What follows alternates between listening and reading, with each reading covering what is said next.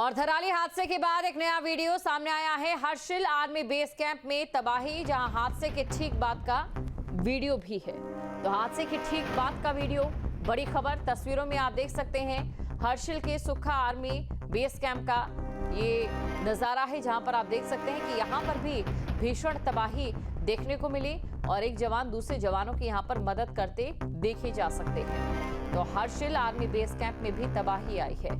3 घंटे के भीतर 3 जगहों पर बड़ी त्रासदी उत्तराखंड में देखी गई। धराली हादसे के बाद ये वीडियो सामने आया हर्षिल आर्मी बेस कैंप में, जहां पर तबाही आई है। तो हादसे के ठीक बाद का ये वीडियो है। धराली हादसे के बाद नया वीडियो सामने आया है, जो कि हर्षिल आर्मी बेस कैंप का है। यहाँ पर जो तबाही आई है, उस तबाही की तस्वीर आप देख सकते हैं। यहाँ पर एक जवान दूसरे जवानों की मदद करते देखे जा सकते हैं। और इसी खबर पर अधिक जानकारी के साथ संवाददाता अजीत सिंह राठी हमारे साथ जुड़ चुके हैं। अजीत, तमाम मुद्दों पर हम बात करेंगे, इसके अलग अलग बिंदुओं पर, लेकिन सबसे पहले बात रेस्क्यू की कर लेते हैं। क्या यहां पर अभी तक मशीनरियां नहीं पहुंच पाई हैं? कितना समय लगेगा? रेस्क्यू ऑपरेशन में एक बहुत बड़ी बाधा है ये कि यहां पर सड़कें ही नहीं बची।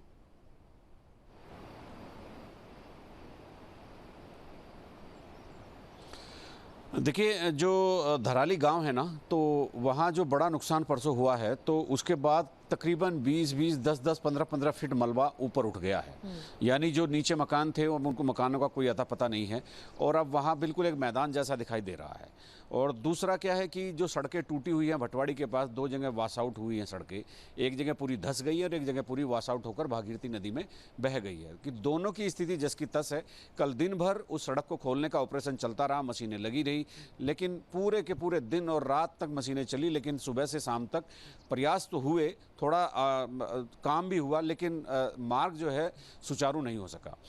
कुल मिलाकर बात यह है कि आज सुबह से मौसम खुला है, और मौसम खुलने का एक फ़ायदा हेली सर्विसेज का हो सकता है।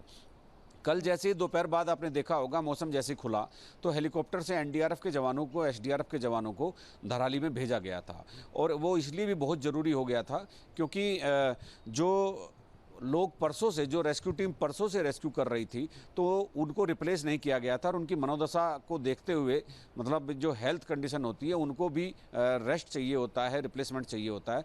तो कल दोपहर बाद से जैसे जवानों को वहाँ भेजना शुरू किया तो उनको रिप्लेस किया गया। उसके बाद रेस्क्यू में और तेज़ी भी आई है। सड़कों के हाल इतने ख़राब हैं, गगनानी के आगे पुल टूटा पड़ा है परसों से ही। सड़कों के हाल इतने ख़राब है कि एनडीआरएफ, एसडीआरएफ के जवानों को भी हेलीकॉप्टर से वहाँ पर भेजना पड़ा, वहाँ से भिजवाना पड़ा। सड़क पर जहाँ भटवाड़ी में सड़क वाश आउट है, तो वहाँ पर एनडीआरएफ, एसडीआरएफ की डीएम, एसपी सब पूरा दिन वहाँ खड़े रहे, और उनको वापस जाना पड़ा। और वहाँ किसी तरह की कोई जो एक सुविधा मिल सकती थी आगे बढ़ने की सड़क मार्ग से, वो नहीं मिल सकी है। आज सुबह से मौसम खुला है, माँ गंगा का ये पूरा इलाका है, माँ गंगा सब पर हो सकता है आज कृपा करे। और आज पूरा दिन जो रेस्क्यू चलेगा, अगर मौसम साफ रहा तो हेलीकॉप्टर से जो रेस्क्यू है, जैसे रसद भेजनी है, वो तेज़ी से भेजी जा सके। 4 से 5 हेलीकॉप्टर यहाँ पर लगे हुए हैं। उन कल जो जवान भेजे गए थे, उनको दोपहर में रिप्लेस करना है, उनकी जगह दूसरे जवान जाएंगे, रसद सामग्री जाएगी, किसी के पास खाने के लिए कुछ नहीं है, बिजली वहाँ रेस्टोर होगी, नेट की सुविधा रेस्टोर होगी। तो बहुत सारी ऐसी चीज़ें हैं। अगर मौसम भी खुला रहा तो ये तय समझ लीजिए कि रेस्क्यू ऑपरेशन में आज तेजी आएगी। तो सुबह से हेलीकॉप्टरों की गड़गड़ाहट हम सुनने को मिल रही है, लगातार सामग्री जा रही है, लगातार लोग जा रहे हैं, मुआयना हो रहा है। मुख्यमंत्री पुष्कर सिंह धामी पिछले 2 दिन से लगातार उत्तरकाशी में कैंप किए हुए हैं। कल वो आए थे तो रात उन्होंने रात्रि विश्राम उत्तरकाशी में ही किया, और वो सारी पल पल की अपडेट भी ले रहे हैं। तो कहने का मतलब ये है, सड़क मार्ग की संभावना कल शाम तक 0 थी, अभी भी 0 है इस समय जब मैं अपने दर्शकों को अपडेट कर रहा हूं। और मौसम खुलने की वजह से हेली सर्विसेज को अपडेट किया जा सकता है, बढ़ाया जा सकता है, और लोगों के जीवन को बचाया जा सकता है। जी बिल्कुल। और इसी के साथ अजीत, अभी कितने लोग वहाँ मलबे में दबे हो सकते हैं? एक आंकड़ा अगर जानना चाहें तो वो आंकड़ा क्या कहता है?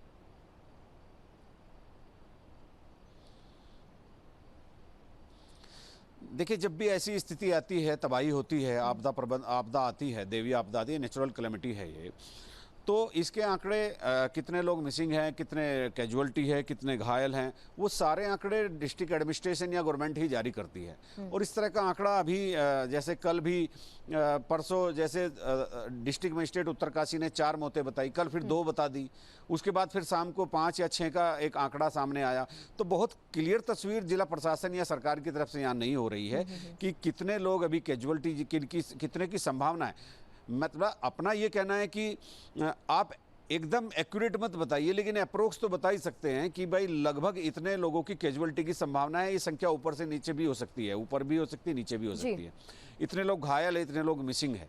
तो ऐसी कोई सटीक और बहुत सॉलिड सूचना सरकार और प्रशासन की तरफ से नहीं मिल रही है। जी अब ये जो आज ये देखिए प्राकृतिक घटनाएं, जैसा कि आपने कहा कि दैवीय आपदा या नेचुरलिटी जो यहाँ पर नजर आ रही है, ये असामान्य लगना शुरू हो गई है। वायनाड की अगर हम बात करें पिछले साल, धराली की हम बात करें पिछले साल, हिमाचल प्रदेश की बात करें, और इसी साल छोटे काशी की और अब यहाँ उत्तर काशी की तस्वीर, ये बताने के लिए काफ़ी है कि कहीं ना कहीं कोई ऐसी बड़ी मानवीय भूल हो रही है जो कि इस असामान्य तस्वीरों की जननी नजर आ रही है।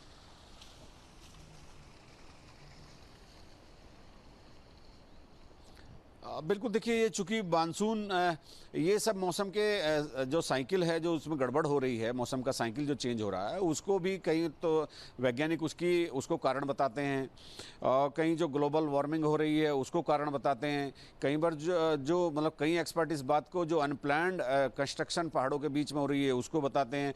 तो जितने भी विशेषज्ञ हैं वो अपने अपने हिसाब से अपनी अपनी सलाह देते हैं, अपना आइडिया देते हैं कि भाई यहाँ कंस्ट्रक्शन बहुत हो गया है। क्योंकि पहाड़ जो हैं बहुत सेंसिटिव होते हैं, खास तौर पर उत्तराखंड और हिमाचल के पहाड़ ये बहुत युवा पहाड़ हैं, सबसे कम उम्र इन्हीं की है। तो यहाँ पर कच्ची मिट्टी है। जहाँ कल जो गंगोत्री वाला जो एरिया है, वहाँ जो ऊपर पहाड़ का जो वो एलिमेंट है, वो जो स्लेट बनती है जिस पत्थर से, उसका है। जैसे ही वो वहाँ पर आपदा आती है वो भर भरा कर एकदम रेत में तब्दील हो जाता है। तो कच्चे पहाड़ हैं, कंस्ट्रक्शन बेहद हो रहा है और अनप्लान्ड हो रहा है। जोशीमठ आपने देखा, जोशीमठ का भू धसाव इसलिए आया कि वहाँ पर आपको इतना कंस्ट्रक्शन हो गया कि उसकी धारण क्षमता ही खत्म हो गई।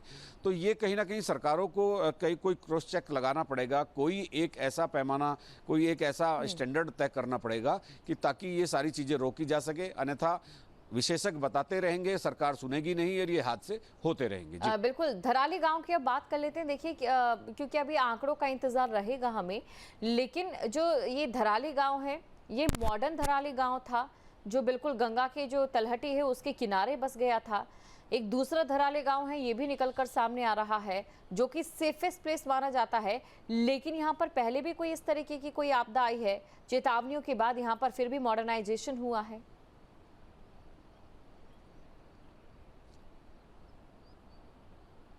देखिए, यहाँ 2010 में एक बड़ी आपदा आई थी, उसमें काफ़ी लोगों की कैजुअलिटी थी। और 2010 में सितंबर का महीना था, मुझे खूब याद है, और 21 सितंबर से 26 सितंबर के बीच भारी बारिश हुई थी पूरे राज्य में, और उस समय 500 से ज़्यादा कैजुअलिटी पूरे राज्य में अलग अलग स्थानों पर हुई थी।